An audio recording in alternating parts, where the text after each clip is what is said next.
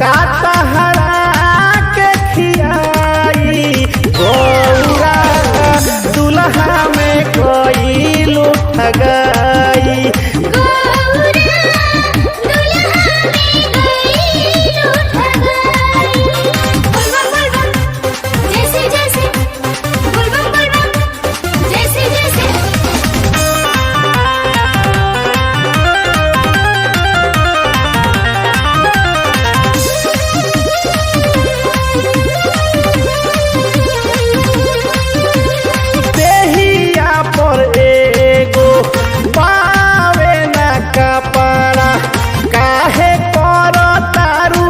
अपना जिंदगी से लाफाड़ा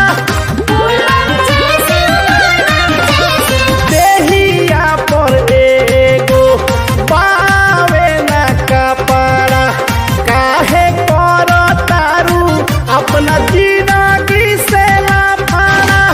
रूप ना देखे लायक पावे लागे भिखारी के भाई। रूप ना देखे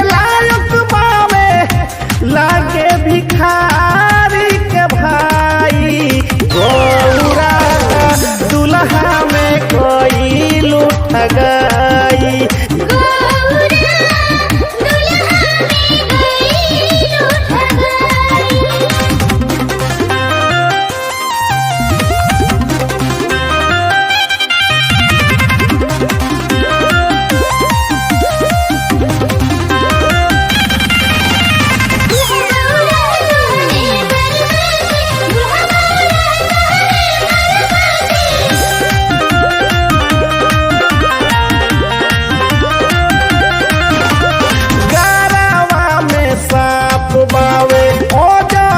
बुझाता फूटलो आखी नहीं केहू के सोहाता। गरावा में साप बावे ओ जगर बुझाता फूटलो आखी नहीं केहू के सोहाता। भर माथा जाता बावे झूल फिके भर माथ जाता मावे झूलत के धराई गौरा दुल्हा में कोई लूट गई।